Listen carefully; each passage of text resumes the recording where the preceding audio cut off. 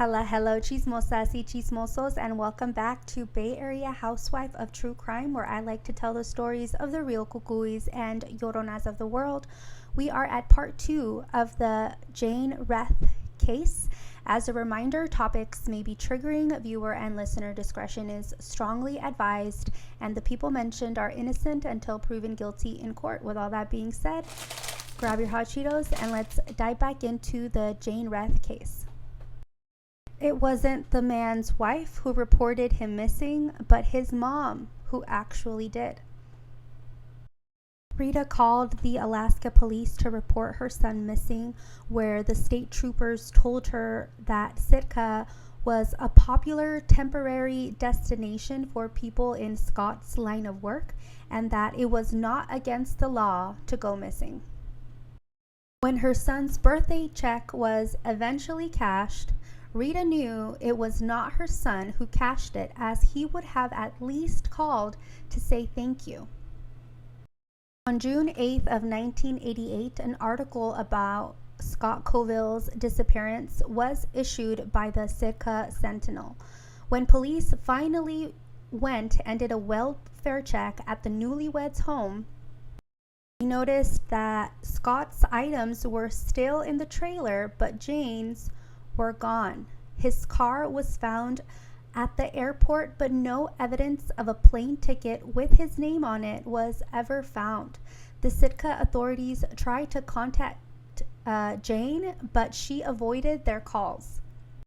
Those who knew and loved Scott thought that he just disappeared, although they admitted it to be unlikely that he would decide to go gone girl on them without ever making contact. For 23 years, his family wondered if he could be the one on the other end of the line every time the phone rang, and then eventually every time they got an email or text.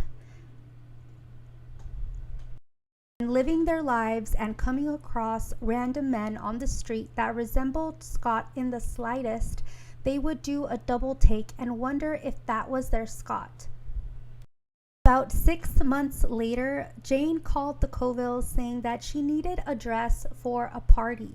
She knew exactly what she wanted to wear to the party, but the problem was that she thought she may have left it at their house. Jane asked Rita if she could send a friend to pick it up. Flabbergasted by Jane's utter audacity, Rita told her that if she so badly needed the precious fabric, that she should pick it up herself and not to send some stranger to their home. Needless to say, Jane never showed up. On June 21st of 1989, the Daily Sitka Sentinel issued an article about Scott's disappearance. This time, it was through Jane's request that he show up to their divorce hearing so she could return to her maiden name. In the summer of 1988, Jane penned the Colvilles a 3-page letter claiming that he had lost his mind and she would often come home with him gone. After 6 years of nobody hearing from him, no activity in his bank accounts or social security number, in 1994, Scott was declared legally dead. After murdering her husband, Jane moved back to Southern California, where she continued to live her best life. Jane's sins were eating her alive as she tried to compensate by being a real-life llorona, out in Bible pages, specifically at her Seventh-day Adventist church. By all appearances, she was a good standing member of the congregation, and as someone who grew up in the Seventh-day Adventist church, being in good standing usually means following all the rules, and getting on the elders' good side is very hard to come by. So I know firsthand how Jane faked her outward appearance and loved that they loved her. You would be surprised to know how many charismatic, Bible-following brothers and sisters are covert monsters who, like Jane Reth, like to hide out in churches, hiding in plain sight for the world to see how good they are. They go to church.